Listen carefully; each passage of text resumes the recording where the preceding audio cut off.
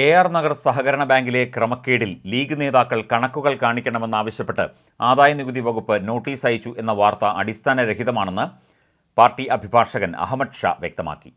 ഒരു ലീഗ് നേതാവിനെതിരെ പോലും ജപ്തി നടപടിക്കുള്ള ഓർഡർ ഇല്ല, നോട്ടീസ് അയച്ചു എന്നത് സ്വാഭാവിക നടപടിക്രമം മാത്രമാണെന്നും അദ്ദേഹം പറഞ്ഞു. ഇടപാടുകളിലെ വിശദീകരണം ചോദിച്ചാണ് നോട്ടീസ് അയച്ചത്. എല്ലാ ലീഗ് നേതാക്കളും വിശദീകരണം കൊടുത്തിട്ടുണ്ട്. നിക്ഷേപവുമായി ബന്ധപ്പെട്ടുള്ള ആദായനികുതി വകുപ്പിൻ്റെ നടപടികൾ അപ്പീൽ അടിസ്ഥാനത്തിൽ അവസാനിപ്പിച്ചതാണ്. ലീഗ് വയനാട് മുൻ ജില്ലാ അധ്യക്ഷൻ PPA കരീം ഉൾപ്പെടെയുള്ള 16ഓളം ലീഗ് നേതാക്കൾക്ക് കണക്കുകൾ കാണിക്കണമെന്നും ജപ്തി നടപടികൾ സ്വീകരിക്കുമെന്നും അറിയിച്ച് ആദായനികുതി വകുപ്പ് നോട്ടീസ് അയച്ചു എന്നായിരുന്നു വാർത്ത. അതായത് ഇൻകം ടാക്സ് ഡിപ്പാർട്ട്മെൻറ്റിൻ്റെ അസസ്മെൻറ്റ് പ്രൊസീഡിങ്സിനെ കുറിച്ച് ഒരു അത്യാവശ്യം ഒരു വിശകലനം നടത്തിയിട്ട് വേണം ഇത്തരം വാർത്തകൾ കൊടുക്കുന്നത്. ഇൻകം ടാക്സ് പ്രൊസീഡിങ്സിൻ്റെ ഫൈനാലിറ്റി അസസ്മെൻറ്റ് ഓർഡറാണ്. അസസ്മെൻറ്റ് ഓർഡേഴ്സ് ഓൾറെഡി കഴിഞ്ഞ ഡിസംബറിൽ തന്നെ ഇഷ്യൂ ചെയ്ത് കഴിഞ്ഞിട്ടുണ്ട്. ഒരു സബ്സ്റ്റാൻറ്റീവ് അസസ്മെൻറ്റ് ഓർഡേഴ്സും ഒരു ലീഗ് നേതാവിനെതിരെയും ഇല്ല. സബ്സ്റ്റാൻറ്റീവ് അസസ്മെൻറ്റ് ഓർഡർ എന്താണെന്ന് നിങ്ങൾ ആദ്യം മനസ്സിലാക്കണം. സബ്സ്റ്റാൻറ്റീവ് അസസ്മെൻറ്റ് ഓർഡേഴ്സിന് റിക്കവറി ഉള്ളൂ.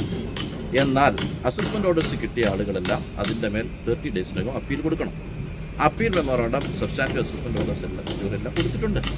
ആ കൊടുത്തത് 30 ഡേയ്സിനകം കൊടുക്കാത്ത ഒരു അസസ്സിയും ഉണ്ടാവില്ല, രാജ്യത്തുണ്ടാവില്ല, എല്ലാവരും കൊടുക്കും. അത് കൊടുത്തു കഴിഞ്ഞാൽ അതിപ്പോൾ ചെയ്യുന്ന ഫേസ്ലെസ് അസസ്മെൻറ്റ് അപ്പീലാണ് കൊടുക്കുന്നത്. ഫേസ്ലെസ് എന്ന് പറഞ്ഞാൽ ഓൺലൈനിലാണ് അപ്പീൽ അപ്ലോഡ് ചെയ്യുന്നത്. ഓൺലൈൻ അപ്പീൽ അപ്ലോഡ് ചെയ്ത് കഴിഞ്ഞാൽ പിന്നെ സാധാരണഗതിയിൽ ഈ മറ്റ് ഓഫീസിലിരിക്കുന്ന ഓഫീസേഴ്സിന് അതിനെക്കുറിച്ച് നോളജ് ഉണ്ടാകും. അവർ 6 മന്ത്സ് കൂടുമ്പോൾ അപ്ഡേഷന് വേണ്ടിയിട്ടുള്ള ലെറ്റേഴ്സ് അയക്കും. ആ ലെറ്റേഴ്സിനകത്ത് അപ്പീൽ നമ്പർ, അപ്പീലിൻ്റെ നിലവിൽ രസീതുകൾ, മറ്റ് കാര്യങ്ങളൊക്കെ കൊടുക്കണം. അത് കൊടുക്കുന്നതിന് നോട്ടീസ് കൊടുത്താൽ അതിനൊരു ഡേറ്റ് ഫിക്സ് ചെയ്യും. ആ ഫിക്സ് ചെയ്ത ഡേറ്റിൽ നോട്ടീസ് കിട്ടിയ മുഴുവൻ ആളുകളും അതിന് മുമ്പായിട്ട് ആ അപ്പീലിൻ്റെ ഡീറ്റെയിൽസും കാര്യങ്ങളൊക്കെ എത്തിച്ചു കൊടുത്തു കഴിഞ്ഞു. ഇതൊരു ലെറ്ററാണ്. 6 മാസം കഴിയുമ്പോൾ വീണ്ടും ലെറ്റർ വരും ഇതിൻ്റെ പ്രൊസീഡിങ്സ് എവിടെ ആയിരുന്നു അറിയാൻ വേണ്ടിയിട്ടാണ്. അതിൻ്റെ ഒരു ഫെയിലിംഗ് ക്ലോസ് അല്ലെങ്കിൽ ഡിഫോൾട്ട് ക്ലോസ് എടുത്ത് വെച്ചിട്ട് റവന്യൂ റിക്കവർ ചെയ്യാമെന്നൊക്കെ പറഞ്ഞാൽ കഷ്ടമാണ്. ഇപ്പോൾ അങ്ങനൊരു സാധനമില്ല. കാരണം ഇതെന്താ പ്രൊസീഡിങ്സ് നിങ്ങൾ മനസ്സിലാക്കുക. കാരണം കൺക്ലൂഡഡ് പ്രൊസീഡിങ്സ് ആണ്. അപ്പീൽ പെൻഡിങ് ആയി കഴിഞ്ഞാൽ സബ്സിഡീസ് ആണ്. അതിനെക്കുറിച്ച് ഒരുപാട് പറയുന്നതിനും പരിമിതിയുണ്ട്. അതാണ് ഈ സംഭവം. ഇതാണ് ഞാൻ പറയാൻ ഉദ്ദേശിക്കുന്നത്. അതിന് ഒരു അസംബന്ധമാണ് ഈ വാർത്ത. അങ്ങനെ ഒരു റവന്യൂ റിക്കവർ എടുക്കാൻ പറ്റുമോ? ഒരാൾക്ക് സബ്സ്റ്റാൻറ്റീവ് അസസ്മെൻറ്റ് ഓർഡർ നിൽക്കുന്നു, അയാളുടെ അപ്പീൽ കൊടുത്തിരിക്കുന്നു. സബ്സ്റ്റാൻറ്റീവ് അസസ്മെൻറ്റ് ഓർഡറിൽ നിന്നല്ല റിക്കവറി ഉള്ളൂ. അയാളുടെ അപ്പീൽ പെൻഡിങ് നിൽക്കുമ്പോൾ വേറൊരു റിക്കവറി പറ്റുമോ? നമ്മൾ പറയുന്ന ഒരു കാര്യം ചെയ്യാൻ വേണ്ടി ആവശ്യപ്പെട്ടു, ഓർഡേഴ്സിൻ്റെ കോപ്പി പ്രൊഡ്യൂസ് ചെയ്യാൻ പറ്റും. ഓർഡറിൻ്റെ പ്രൊഡ്യൂസ് ചെയ്തില്ലെങ്കിൽ ഡിഫോൾട്ട് ക്ലോസ് മറ്റു നടപടികൾ സ്വീകരിക്കുമെന്ന് പറഞ്ഞാൽ ഓർഡറിൻ്റെ പ്രൊഡ്യൂസ് ചെയ്താൽ കഴിഞ്ഞില്ലേ? അത് കഴിഞ്ഞിരിക്കുന്നു. പിന്നെ അതിനെന്താ ഒരു പുതുമെന്ന് എനിക്ക് മനസ്സിലാകുന്നില്ല. ഒരാൾക്കും ഒരു ലീഗ് നേതാവിനും സബ്സ്റ്റാൻഷ്യൽ അസസ്മെൻറ്റ്സ് ഇല്ല, പ്രൊട്ടക്റ്റീവ് ഓർഡേഴ്സാണില്ല. അതൊരു യൂഷ്വൽ എക്സസൈസാണ്. മാത്രമേ എനിക്ക് പറയാൻ മുമ്പുള്ള പ്രധാനപ്പെട്ട ഒരു കാര്യം, KYC നോംസ് പാലിക്കേണ്ടാത്ത കാലഘട്ടങ്ങളിൽ ഡിപ്പോസിറ്റുമായി ബന്ധപ്പെട്ട് കേരളത്തിലെ എല്ലാ സൊസൈറ്റികൾക്കെതിരെയും നടക്കുന്നുണ്ട്. ATP എക്സംഷൻ സംബന്ധിച്ചുള്ള തർക്കങ്ങൾ സുപ്രീം കോടതി നടക്കുന്നുണ്ട്. പുതിയ ഗവൺമെൻറ് വന്നതിന് ശേഷമുള്ള ആക്ഷൻസ് ഈ 1000 കോടി എന്നൊക്കെ പറയുന്നതിൻ്റെ കണക്കിതാണ്. ഈ എക്സംഷൻ ഇല്ലാതെ വന്നാലുണ്ടാകുന്ന കുഴപ്പങ്ങൾ 269 SS-മായി പ്രധാനപ്പെട്ട് 20,000 കൂടുതൽ ഡിപ്പോസിറ്റിനെ സംബന്ധിച്ചുള്ള ഇഷ്യൂ എല്ലാ ബാങ്കുകളും ബാധിക്കുന്ന വിഷയമാണ്. അതെല്ലാം എടുത്ത് പെരുപ്പിച്ചിട്ട് വലിയ കോടി എന്നൊക്കെ പറഞ്ഞാൽ പറ്റുമോ? അത് തെറ്റായ വാർത്തകൾ കൊടുക്കുന്നുണ്ടെങ്കിൽ ഒരു കാര്യം അതെന്താണെന്ന് ആ ഓർഡർ ഒന്ന് വായിക്കണം. അസസ്മെൻറ്റ് ഓർഡേഴ്സെങ്കിലും വായിച്ചിട്ട് വേണം എനിക്ക് പറയാം. നേതാക്കളുടെ പേരിൽ അങ്ങനെ അക്കൗണ്ട് ഇല്ലേ? ഇത് നിങ്ങളൊരു കാര്യം മനസ്സിലാക്കുക. ഇതിൻ്റെ എൻക്വയറി ഇൻകം ടാക്സ് ഡിപ്പാർട്ട്മെൻറ്റ് നടത്തിയതിന് ശേഷം അവർക്ക് സബ്സ്റ്റാൻറ്റീവ് അസസ്മെൻറ്റ് ഓർഡേഴ്സ് ഇഷ്യൂ ചെയ്തിട്ടില്ല. അവിടെ കഴിഞ്ഞില്ലേ? അതിൻ്റെ മേലെ ഇപ്പോൾ അപ്പലേറ്റ് അതോറിറ്റിയിൽ കിടക്കുമ്പോൾ സബ്സിഡീസ് അല്ലേ? അതെങ്ങനെയാണ് പറയാൻ പറ്റുന്നത്? നിങ്ങൾ ഓരോരുത്തരോട് ചോദിച്ചാൽ അത് കഴിഞ്ഞു. സബ്സ്റ്റാൻറ്റീവ് അസസ്മെൻറ്റ് ഓർഡേഴ്സ് ഇല്ല ലീഗ് നേതാക്കൾക്കെതിരെ, റിക്കവറിയും ഇല്ല. അസംബന്ധമാണ്, തെറ്റാണ്.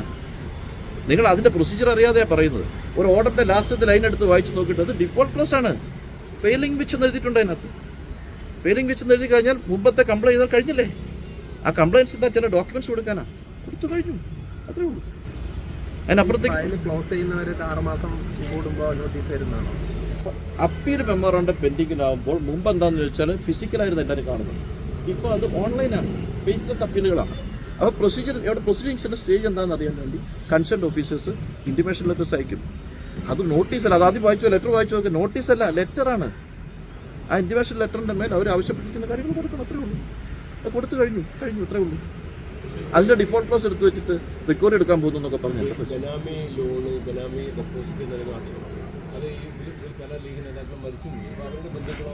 അവർക്കാർക്കും സബ്സ്റ്റാൻറ്റീവ് അസസ്മെൻറ്റ് ഇല്ല. പിന്നെ എങ്ങനെ അവർക്കാർക്കും സബ്സ്റ്റാൻറ്റീവ് അസസ്മെൻറ്റ് ഇല്ല, അവർക്കാർക്കും റിക്കവറിയും ഇല്ല. പിന്നെ എങ്ങനെ സബ്സ്റ്റാൻറ്റീവ് അസസ്മെൻറ്റ് എൻ്റെ പേര് നിൽക്കുന്നു.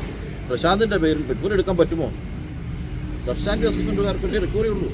അപ്പോൾ അത് മനസ്സിലാക്കാതെയാണ് പറഞ്ഞിരിക്കുന്നതാണ് എൻ്റെ അഭിപ്രായം. അങ്ങനെ ഒരു ഇഷ്യൂ അവിടെ ഇല്ല.